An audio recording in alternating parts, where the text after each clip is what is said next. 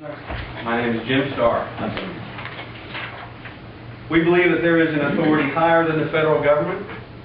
We believe that the state is not sovereign. And we believe when a government oversteps its God-given boundaries, it's the duty of Christians to lawfully resist its tyrannical action. Furthermore, we believe that the federal government, including the Supreme Court, is limited in its jurisdiction by the U.S. Constitution. And when it transgresses the boundaries of the Constitution, it is the duty of the states, the people, and other branches of government to lawfully resist that tyranny. In the Supreme Court ruling of Obergefell versus Hodges back in June of 26 of this year, the Supreme Court claimed the authority to redefine marriage for the entire United States. This is not only contrary to the words of Christ, who said, "In the beginning God made them male and female, and for this reason a man shall leave his father and his mother and be joined to his wife, and the two shall become one flesh."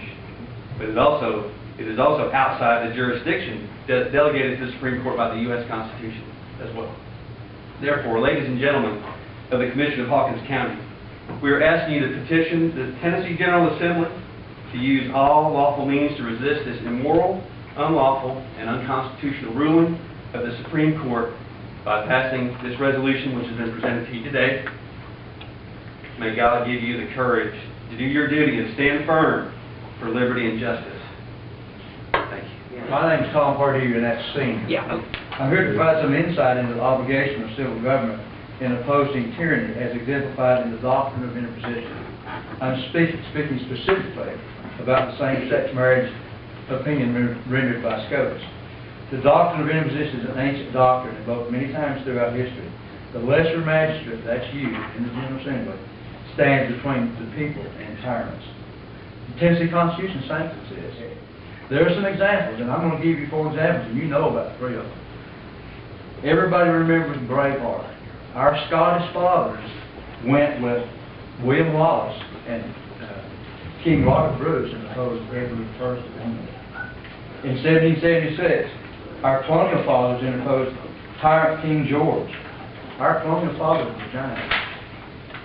In 1780, 1,000 of our colonial fathers mustered at Sycamore Shoals to oppose British Major Ferguson at the Battle of Kings Mountain. Our colonial fathers were giants. In 1857, 22 states interposed the U.S. Supreme Court in a decision in Dred Scott versus Stanford. They declared this decision did not apply in their states. I've read Obergefell, what an awful name, versus Hodges, the same-sex marriage case. It raises important questions concerning judicial authority. Jefferson wrote concerning this, "You seem to consider the federal judges as the ultimate arbiters of all constitutional questions. The Constitution has created no such tribunal. Tennessee has not surrendered the authority to define marriage to anyone. My appeal to you is to be as our fathers, giants in the land of Tennessee. Please support the interposition and oppose tyranny. My appeal to you is to obey God and oppose those who tyrannize the people of Tennessee." My name is Woody Boyd. I'm not going to read a speech. I've never spoken before a group like this before. I'm just a business guy, not a scholar like some of these guys. But I can do internet searches. And in 2006, the citizens of Tennessee were asked to give their opinion on what marriage would mean. The constitutional amendment. 82% of all the citizens in Tennessee voted. The constitutional amendment passed. Does anybody remember what the percentage was in this county? 89%. So the constitutional amendment to call for marriage to be one man and one woman passed with almost 9 out of 10 citizens from this county. More votes than voted for senator, governor, by far. And I was talking to the mayor this morning. What other initiative do you know that garnered 9 out of 10 votes?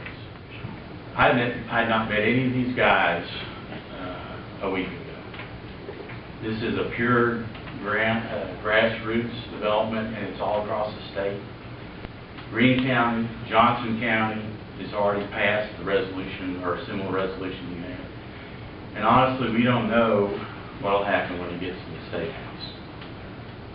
But we're just asking you to say, tell the legislature that your citizens have asked you to represent us before them to say that this Tennessee state constitution should remain as it is. Thank you. You choose. My name is Jared Bradley.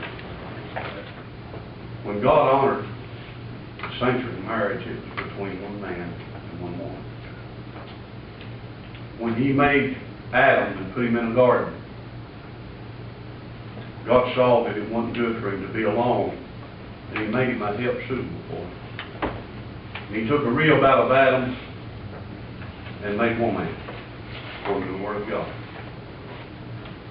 and presented this woman to Adam.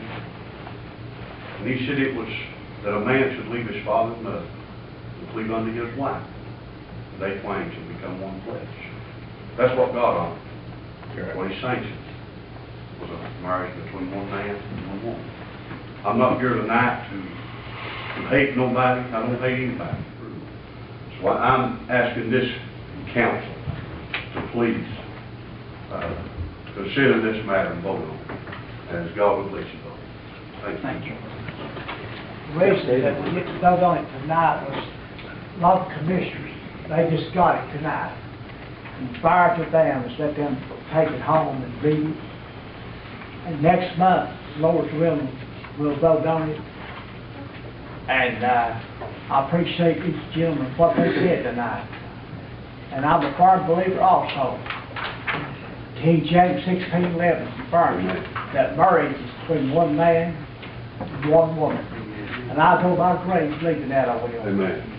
So next month, we'll vote on it, then fire the rest of the commissioners, if they have a chance to read it, go over and look at it.